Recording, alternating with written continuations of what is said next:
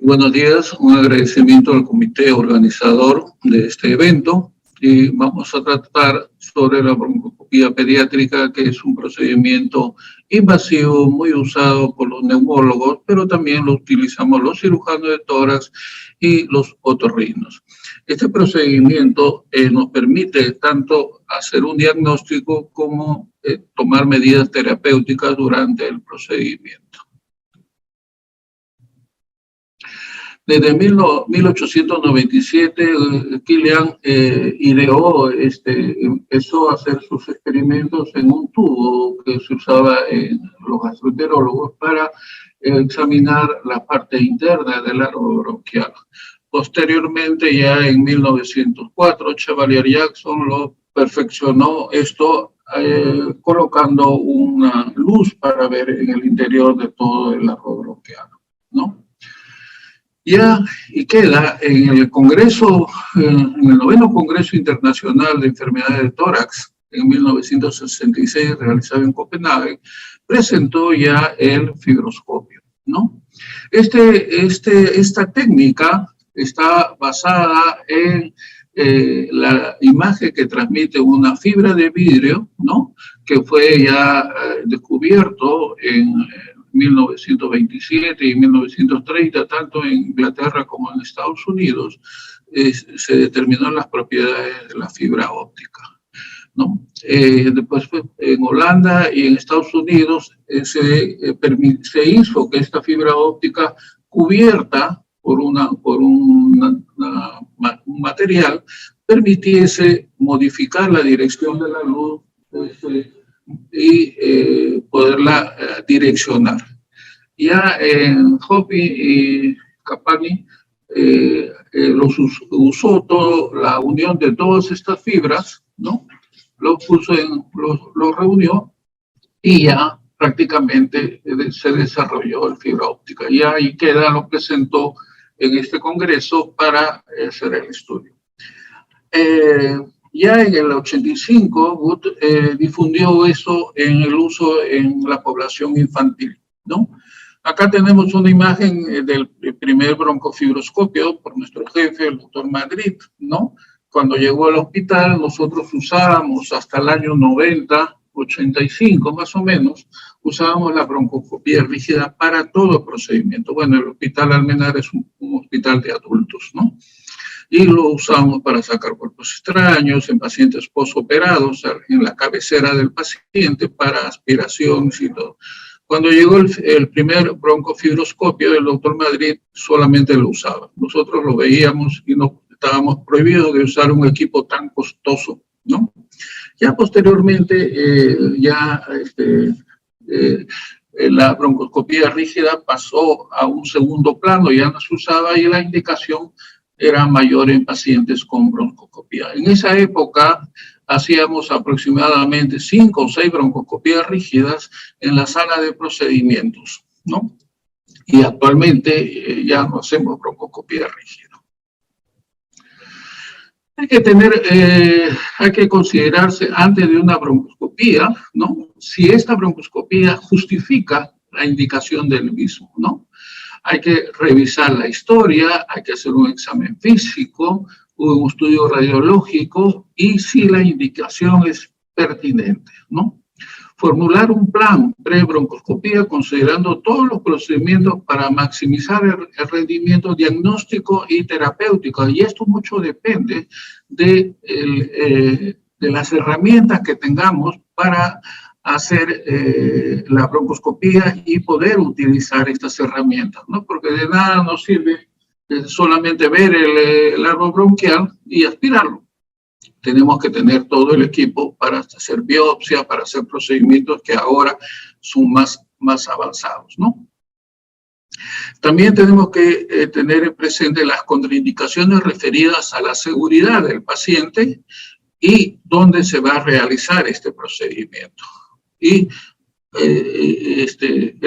un consentimiento informado especificando al paciente qué es lo que se le va a hacer, ¿no? En niños generalmente no se va a poder hacer despierto con anestesia local, hay que sedarlo. En adultos hay que explicar al paciente las técnicas y las molestias que va a presentar durante el procedimiento para que no se sorprenda cuando éstas aparezcan.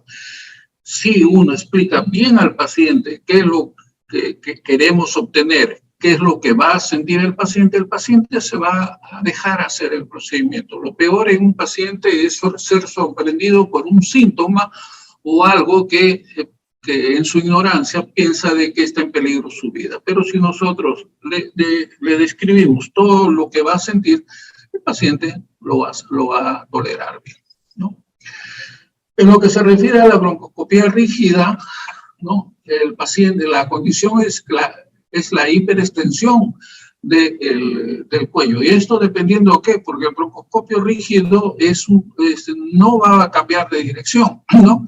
Entonces, se hace en la cabecera con el paciente con el cuello hiperextendido. Generalmente nos sentamos en un banquito y la pierna apoyando sobre la nuca del paciente. La pierna, el pie apoyado sobre otro banquito para elevar o bajar la cabeza, y con la mano, en este caso la mano izquierda, ¿no? Yo soy diestro,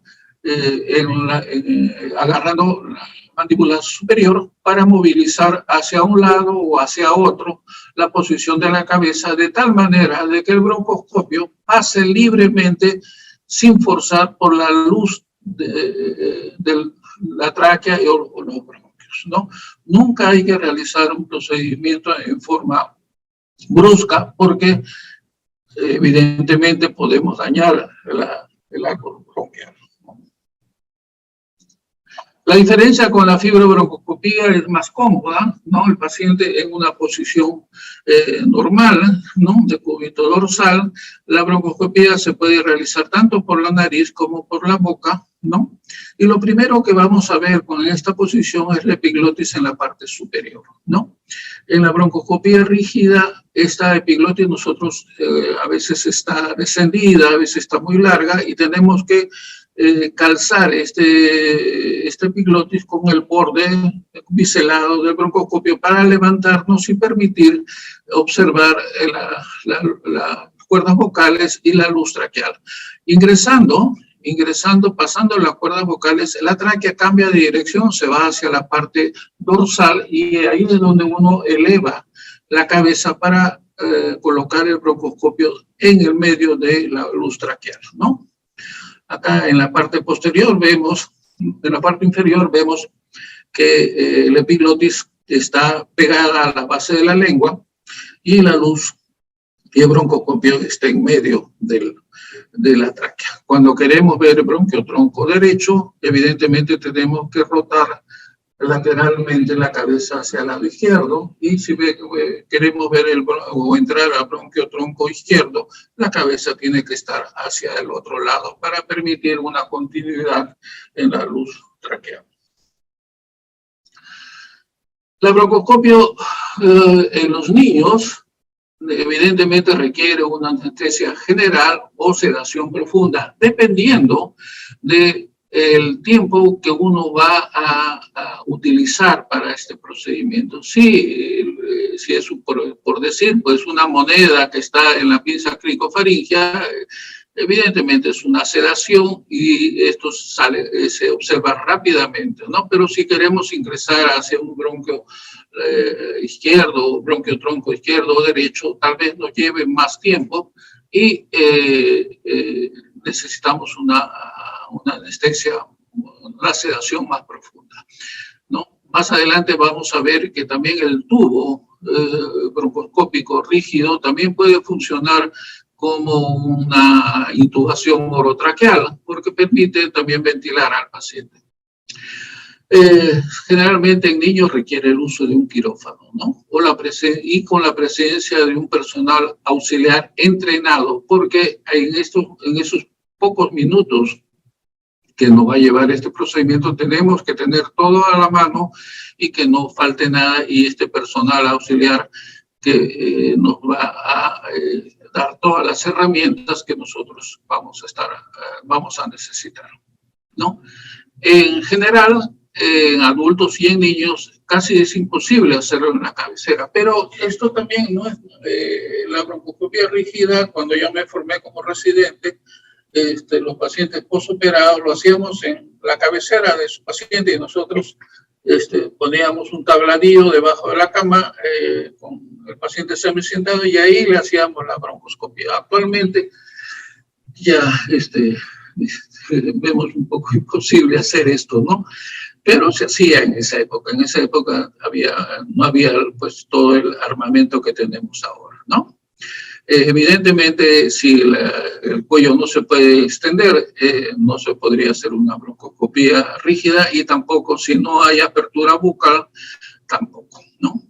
Esto lo vemos a veces, usamos en sala de operaciones, nos llaman, porque el paciente a veces no puede abrir la boca y el paciente tiene que ser operado. Entonces nos llaman para hacer una intubación con el fibroscopio, ¿no? Calzado dentro del tubo orotraqueal y hacer una intubación, ¿no? Cuando la apertura bucal no es máxima. El problema también del broncoscopio rígido es que no podemos ver los lóbulos superiores, ¿no? Evidentemente, como ya lo mencioné, hay mayor riesgo, ¿no? De producir injuria al paso del broncoscopio, ¿no? Y otro de los casos requiere mayor entrenamiento, ¿no?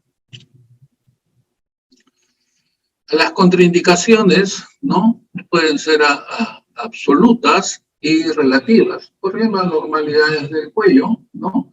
Inestabilidad del cuello o microretrognatia se pueden realizar con mucho cuidado, pero la broncoscopia rígida está contraindicado absolutamente en casos severos de inestabilidad cardiovascular, arritmia que pongan en riesgo la vida, y esto muchas veces es dependiente de una hipoxemia. Todo procedimiento endoscópico, tanto con rígida como fibroscopio, va a producir una disminución de la saturación de oxígeno, ¿no? Y esto puede llevar a una arritmia o un paro cardíaco. Es absolutamente necesario que el broncoscopista esté entrenado, muy bien entrenado, ¿no? Para evitar hacer daño, ¿no? Esto también depende de la curva de aprendizaje, es mucho más prolongado en broncoscopia rígida que en flexible, ¿no? Las complicaciones posteriores a esto puede haber un edema laríngeo, un edema de las lesiones en la mucosa traqueal, dependiendo de que tocamos a veces la pared traqueal, la pared de la mucosa traqueal, y no tenemos cuidado de estar en el centro de la tráquea. Siempre hay que estar en la parte central de la tráquea, ¿no? Hiperextensión, ¿no? El cuello y la garganta puede tener dolor. Desgarro de la pared posterior de la tráquea. Esto también se observa, ¿no? Se puede observar si no tenemos mucho cuidado. Nosotros hemos tenido varios casos de desgarro de la pared posterior solamente con intubación traqueal. Intubación para anestesia, porque fue muy brusco o como usamos tubo de doble lumen, este es un poco rígido y el anestesiólogo no ha tenido mucho cuidado y ha sido un poco tosco y ha roto la pared posterior de la tráquea, ¿no? Sangrado también se ve en la mucosa. Neumotórax también está descrito. La hipoxemia siempre se va a producir. Hipercapnia, arritmia, dependiendo de la hipoxemia también, y en algunos casos neumonía. Posteriormente ya se desarrolló el videobroncoscopio, lo cual permitía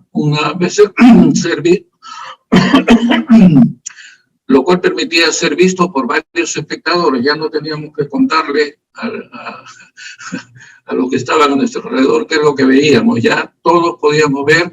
También esto permite una curva de aprendizaje más corta, ¿no? Como el videobroncoscopio.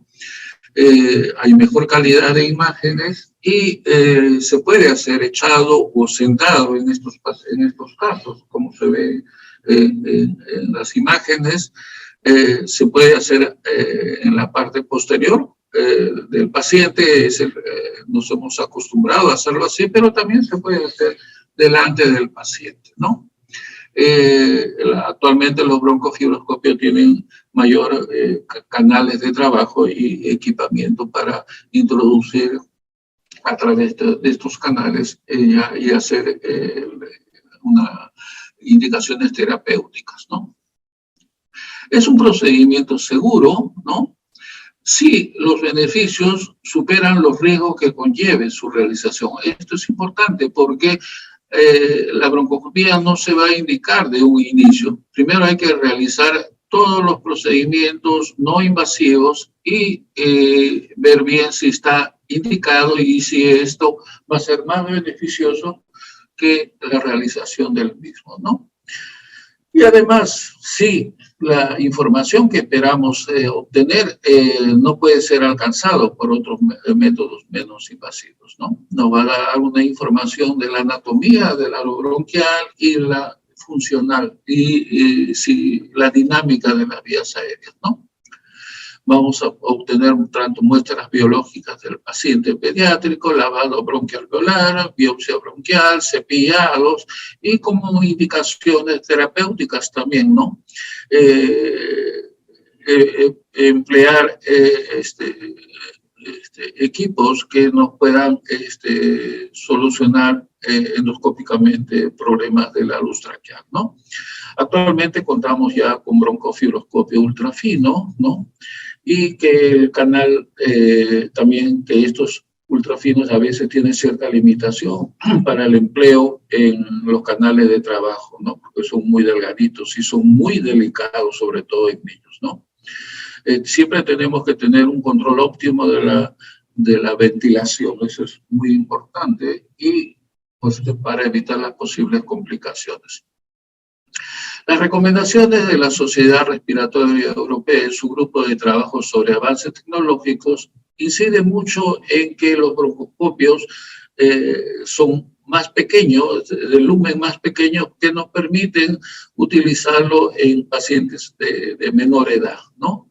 Las mejoras en la sedación y control del anestesio es muy importante y siempre incide en el entrenamiento de los profesionales médicos. En un niño es muy importante esto, ¿no? Que el profesional esté capacitado para realizar este procedimiento, ¿no? Así tenemos los broncoescopios rígidos Karl Storm, de que hay sets para recién nacidos lactantes de 0 a 6 meses, donde la tráquea tiene de 5 a 6 milímetros, y usamos equipos de 2.5 a 3 de Karl Storm, como vemos acá, ¿no? Y que tienen una longitud de 18 milímetros.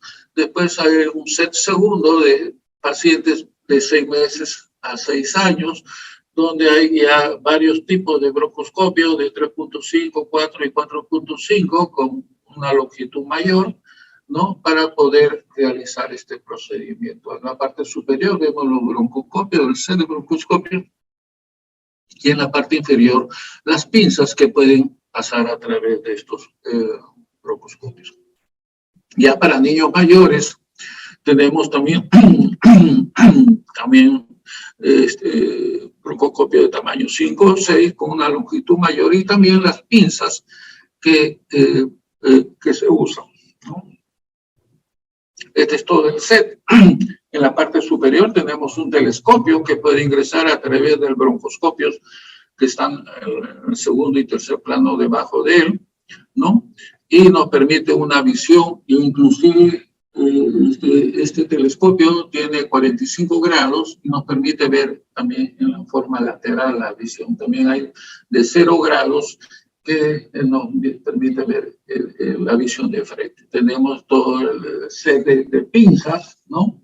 Que van a través de este broncoscopio, ¿no?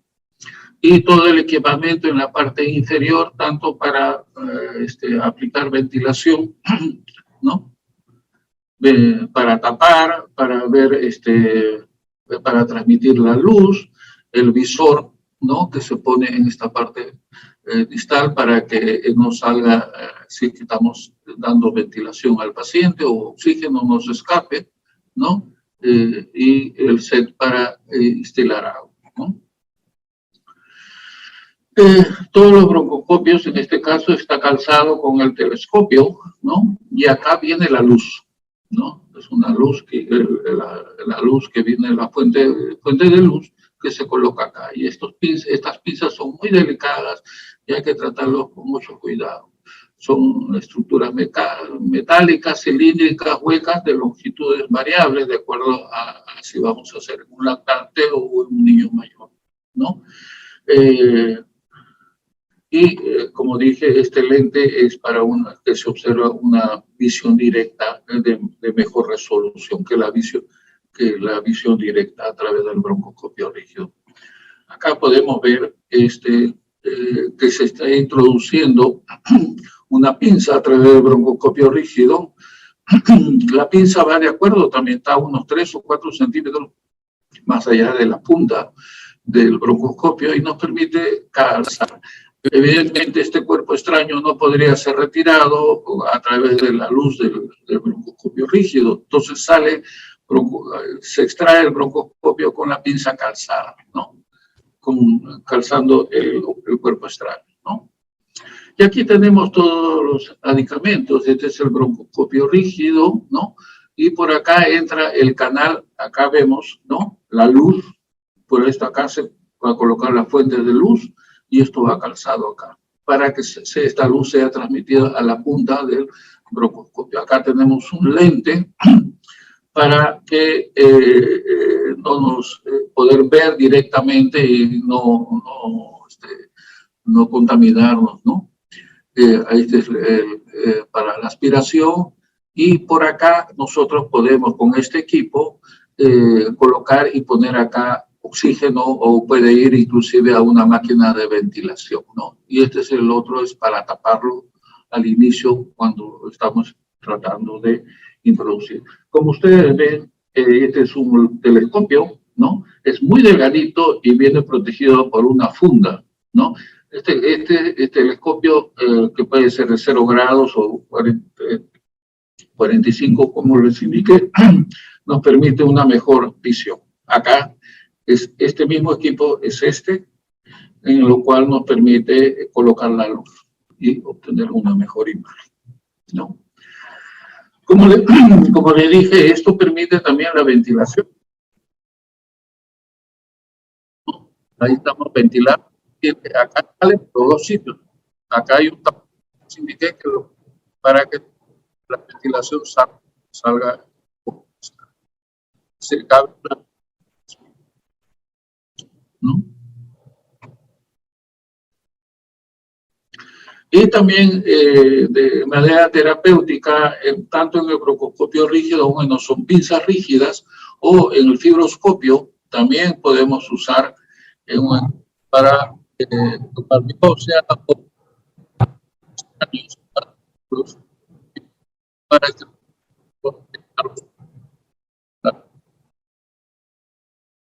evidentemente extraño vamos a sacarlo lo calzamos bien y lo sacamos con el broncoscopio, con todo sale, ¿no?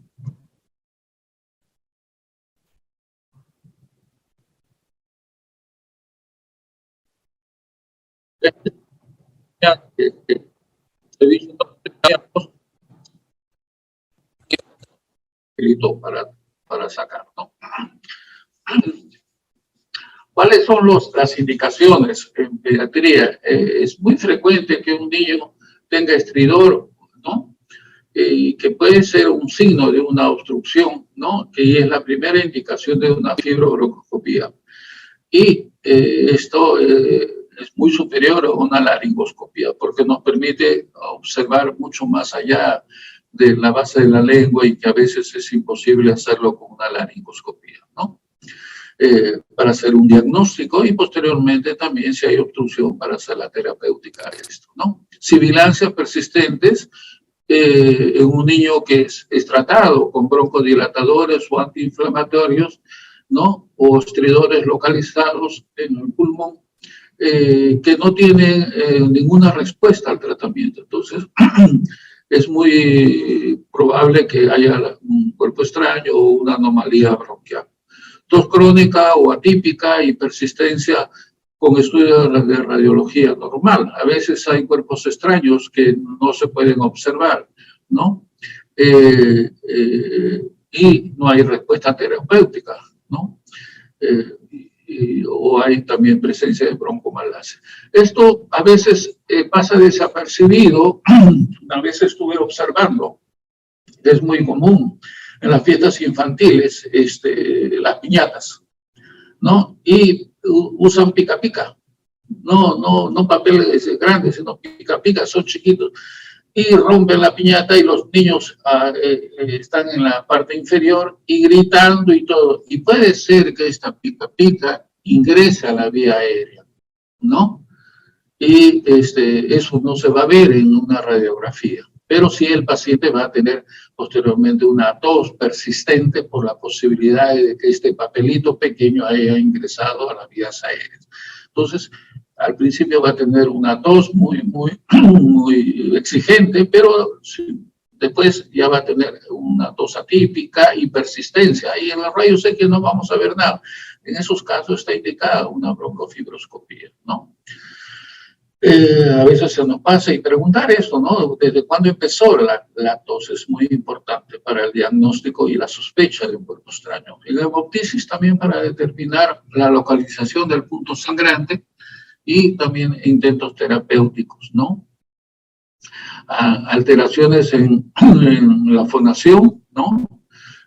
Para observar las cuerdas vocales, si hay parálisis o disfunción, lo cual traduciría en una alteración recurrente, producto de un proceso inflamatorio o neoplásico a nivel del mediastino. Bueno, como hemos hablado, la sospecha de aspiración en un cuerpo extraño, ¿no? Sí, generalmente para el cuerpo extraño el broncoscopio es de elección, broncoscopio rígido, ¿no? El broncofibroscopio es complemento, puede hacernos el diagnóstico y la ubicación para, si no tenemos todo el equipo necesario para extracción por broncofibroscopía, nos permite ubicar y hacer el planeamiento, ¿no? De cómo vamos a retirar y si es posible retirar este cuerpo extraño, ¿no? Porque a veces no hay manera de coger al cuerpo extraño y hay que hacer un planteamiento y previo a este procedimiento, porque la broncoscopía rígida no se puede estar haciendo a cada momento, ¿no? Se planea bien y cómo se va a trabajar, ¿no? La broncofibroscopía, lo que dijimos, nos permite una exploración de las vías aéreas más distales, inaccesibles al broncoscopio rígido, y nos permite evaluar la presencia de cuerpos extraños o tumores o patología malásica de los bronquios, ¿no? Aquí tenemos, por ejemplo, estamos haciendo una biopsia, ¿no? Esta es visión directa, ¿no? Uno de los primeros broncofibroscopios que teníamos, ¿no? Después ya vino el de videobroncofibroscopía. Acá, por ejemplo, vemos una estenosis y dos cuerpos, ¿no?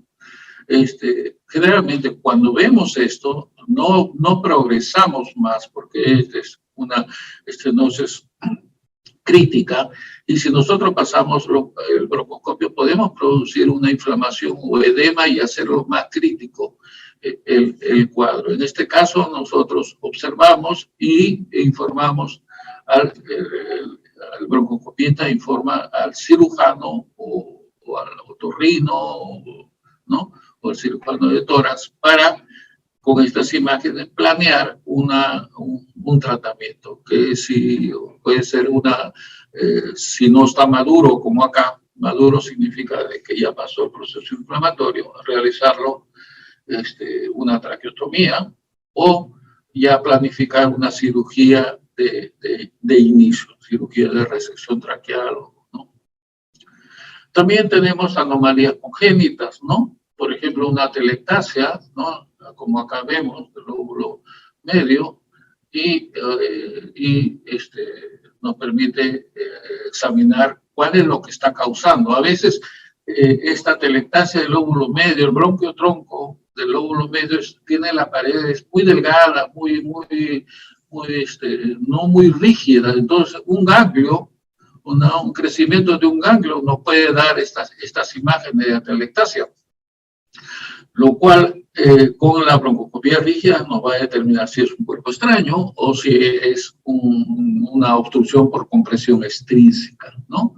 En neumonías también persistentes nos permite la broncofibroscopía tomar muestras de lavado bronquialveolar, sobre todo en pacientes en los cuales el tratamiento antibiótico no ha dado mucho resultado o está demorando. Entonces, en ese caso, una neumonía no es de elección hacer una broncofibroscopía, pero si persiste y no hay resultado, podríamos hacer una broncofibroscopía, tomar un lavado y una aspiración para hacer cultivo antibiograma u otros análisis persistentes de acuerdo a la patología general que tenga el paciente.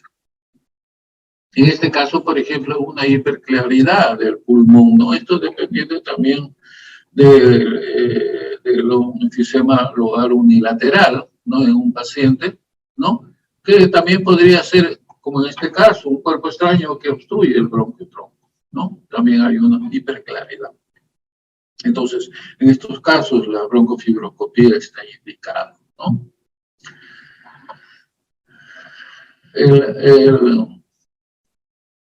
Este procedimiento, acá estamos haciendo una broncoscopía en una niña, ¿no? Acá la introducción es con hiperextensión, ven, la visión es directa, ¿no? Acá la luz, y acá tenemos las pinzas ya listas para ser usado en caso de que, observe, este caso era un cuerpo extraño, ¿no? ¿Qué estaba haciendo? ¿No? Vemos siempre con mucha delicadez acomodar la cabeza de acuerdo a la progresión del broncofibroscopio, ¿no? Y acomodarse. Acá yo estoy casi arrodillado. ¿Por qué? Porque la mesa debió subir para yo poder seguir sentado, ¿no? Entonces, en este caso, la broncoscopía, si bien es cierto, con el fibroscopio observamos el cuerpo extraño, pero no se pudo progresar el broncofibroscopio, ¿no? Este paciente después fue sometido a una toracotomía para extracción del cuerpo extraño. Acá vemos un paciente con parece un rosario, pero en realidad es la prótesis dental de oro, según el paciente, ¿no? Y acá vemos ya la extracción de ¿no? Con el equipo enorme, con broncofibroscopio, ¿no? Tenemos que calzarlo con mucha delicadez, ¿no? Para no dañar la mucosa, porque puede dañar y puede producir estenosis, además de este cuerpo extraño, ¿no? Ahí ya logramos calzarlo.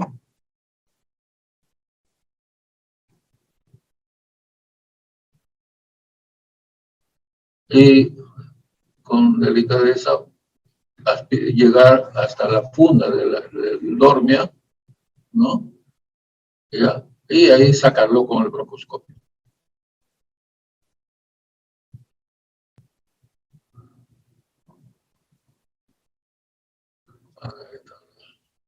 El paciente feliz. También el broncoscopio rígido nos permite colocar prótesis, ¿no? Stents, ¿no?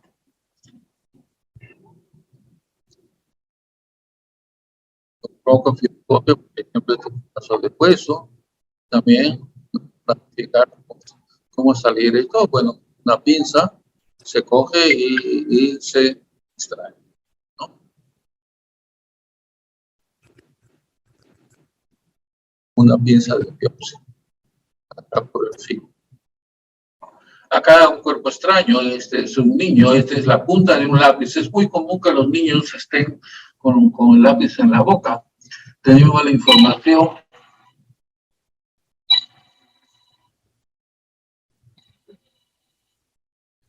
teníamos la información de que era la punta de un lapicero y teníamos la información que era hueco acá en la parte distal. Entonces le hicimos la broncofibroscopía, es un niño de 5 años, ¿no? Y observamos de que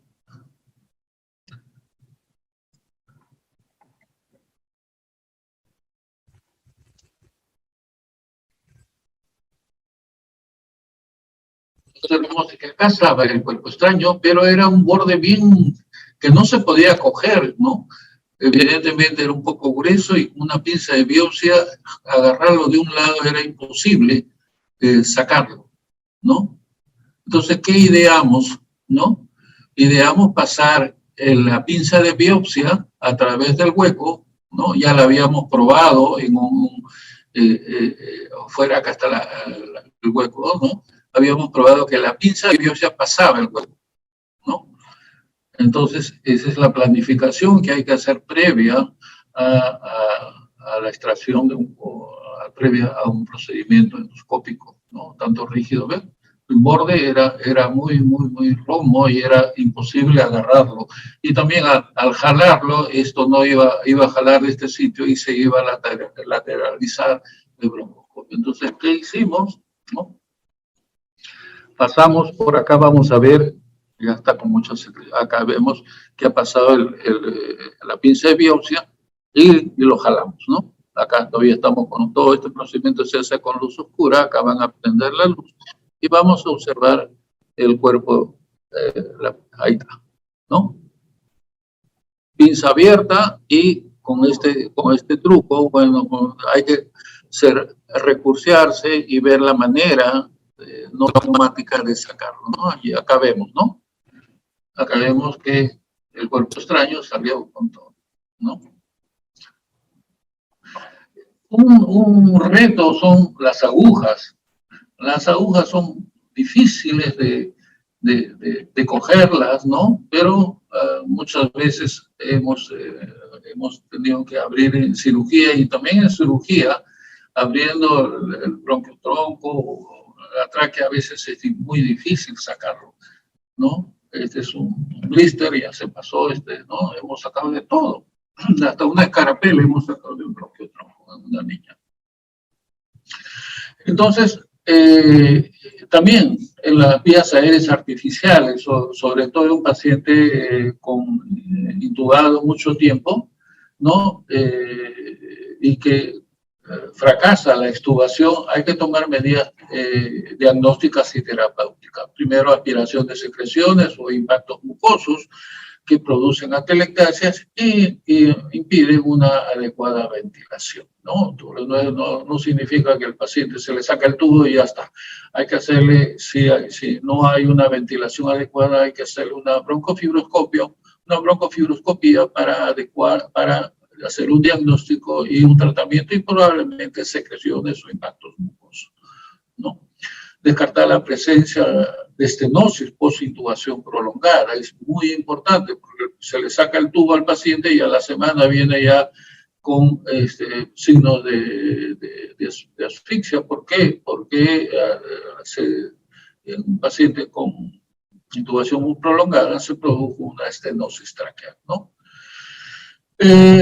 Lesiones secundarias a la aspiración, zonas malásicas, a veces una aspiración